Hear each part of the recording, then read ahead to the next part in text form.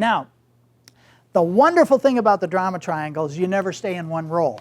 As soon as the game starts, people jump around, okay? And the game can keep going on forever. So let me give you one example. I'm going to give you 2 or 3 examples, and I'm going to ask you to give me one. So, because I know that you've seen these in your own life story. All right. So I used to do a lot of work with Special Olympics because the mental health center that I was director of, we did all the services for the developmentally disabled in the county that I was working in. And so I was a Special Olympian coach, and because we had a team that was really, you know, we took it seriously. We actually trained our kids. We actually coached them. We had them do little exercise regimens and all this stuff to get ready for the games. And so anyway, we came out really well at state. And therefore, we won a free trip to the Winter Olympics that were going to be held up in Michigan. So we got to take, I don't know what it was, 8 kids or something like that. They're not all kids, because anyway, we're on a van. We're driving all night to get up to Michigan to this ski resort.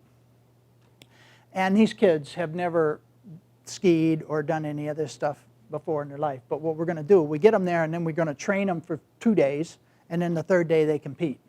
Right, and stuff they've never done before, like cross-country skiing, whatever. Okay, so anyway, it's snowing like crazy all the way up. We finally get there. There's like 4 or 5 inches of new snow. It's going to be beautiful. Okay, we're getting off the bus, and we're the first ones to arrive. And so they said, and that's your cabin way over there. And it was the furthest one away from where the dining hall and everything was. And they hadn't shoveled the sidewalks or anything yet, so there's like, I don't know, 8 inches of snow there and so forth. And we get off the bus. Now, we had in our midst a victim player whose name was Susan. She was like 35 years old, overweight. She functioned intellectually probably at, I don't know, 3rd or 4th grade level or whatever. So she could communicate. She could read a little bit. She could write a little bit. She would never live independently because, you know, it would be too dangerous for her to think through things. But anyway, okay, we get off the bus, and Susan was a whiner.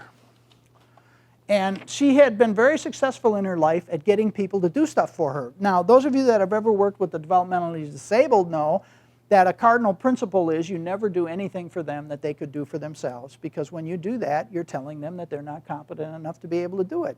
So we get off the bus, and we're all getting our luggage out of the thing and so forth.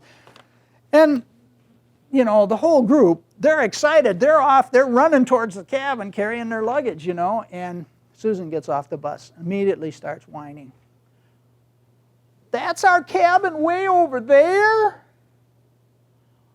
We have to walk through. They didn't plow the snow or nothing. And then she gets her bag out. I can't carry my bag through that deep snow way over there. So then Coach Don steps in, says, Susan, you're a Special Olympian, and every Special Olympian carries their own bag. Little pep talk. She just goes right on whining. All right. It's so deep, and I might slip, and I might fall. Okay. So I'm not buying it, and now I'm getting a little irritated because everybody else is over there, and I should really be there when they get to the cabin, but I'm not because I'm still here dealing with Susan. And then Susan falls down. I don't know if she did it on purpose. Maybe she didn't. It's hard to tell, but victims would be able to do it on purpose. But anyway, now she's laying in a snowbank. Well, I'm pretty sure she didn't get hurt because there was a lot of snow there, and she has some of her own padding anyway. But, you know, I go over and I help her up. And I say, come on, Susan, let go. Everybody's getting way ahead of us. I can't carry my bag that far. It's too heavy. So then, okay, now, let's back the story up a little bit and see what happens, because we want to put it in the drama triangle. When she first got off the bus and started whining, where was she?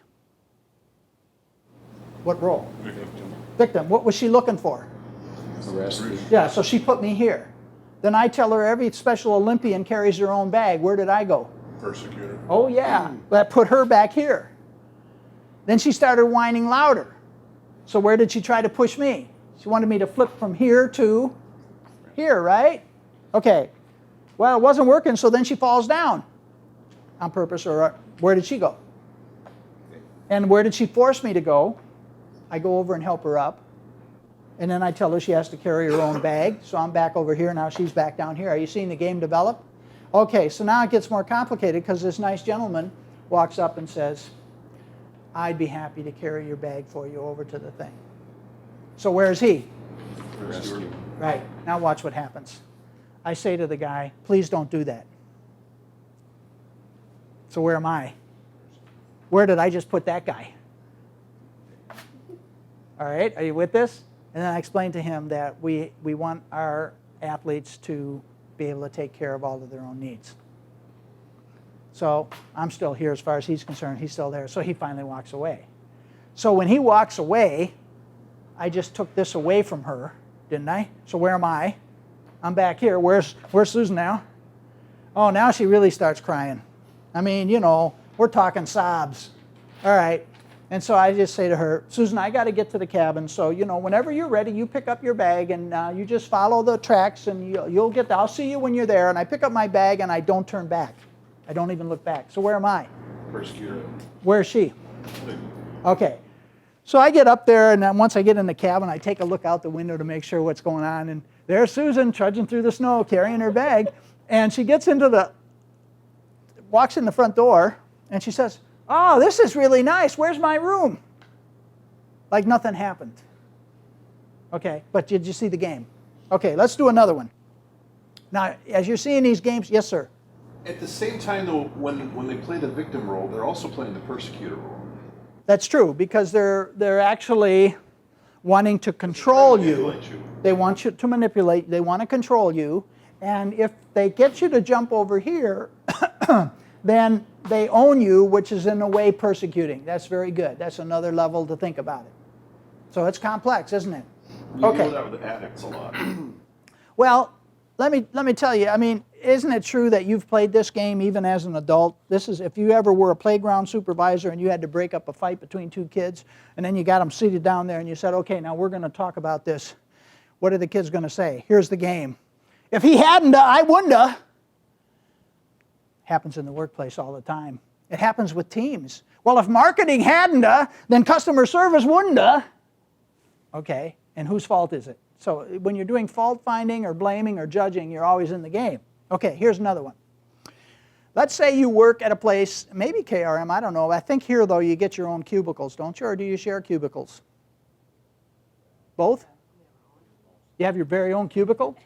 Okay, well, in some companies, they make you share cubicles. So you're in a company that shares cubicles. Now, you have been in this cubicle with this new person for 8-10 months, and you get along okay. You're not best friends. You don't socialize out of work, but you're congenial, and things go pretty good. It's Monday morning, and you're there early. You just booted up your computer, and pretty soon they walk in, and they slam their purse down on the desk. Where are they? See, the game's already started. You don't need language. Victim. Yeah, they could be here, and they could be also here. Combination, which you pointed out before. And so you, being the caring, nice person you are, turn to them and say, good morning. Where are you? Well, that sounds... What their intent is. Yeah, it sounds innocent enough, but you're kind of over here because you're trying to move them out of their bad mood, aren't you? Just by being pleasant. So that puts them down here. Unless you perceive their hostility as directed to you, then you're the victim. Then you're the victim, but you still said good morning, and when you said good morning, you went here. Okay? So now, they say, what's good about it? Where did they go? Persecutor. Where does that put you? Victim. Okay. Well, you're not quite sure how to respond to this. So you say, is everything okay? Where are you? Persecutor. Where's that put them? And then they say something like, no, it's not. Where did they go? Said it just like that. They're here. Now you're here. And then you say to them, well, would you like to tell me what's wrong? That puts you here. Now they're back here. They say to you, you ought to know what's wrong. Where did they go? Where are you? Okay. You say, I'm sorry, I don't know what's wrong, but I'd really be happy to listen, and if anything I can do to make things better, I'd like to know what that is. Where are you? Where are they? They say, if you don't know what's wrong, I'm not going to tell you. Where do they go? Where are you now? Oh, isn't this fun? See how we're wasting a lot of time here. Well, so you realize this isn't going anywhere. So you know them well enough to know how they like their coffee. So you just go over to the coffee machine and you make the coffee up the way they like it, and you bring yours back and you bring theirs back and you put it on their desk and you say, here, I brought you some coffee. Where are you? Rescuer. Where are they? Victim. They say, I don't want your damn coffee. Where did they go? Where are you now? Okay, now you're getting, you're losing your patience here. So you just say, if that's the way you feel about it, I don't really care. Where did you go? Now where are they? Okay, now you're not talking to each other. Where are you both? You're both trying to be here and making the other person there, aren't you? Oh, this is going to be a long day, isn't it? Okay, that's how the drama triangle works.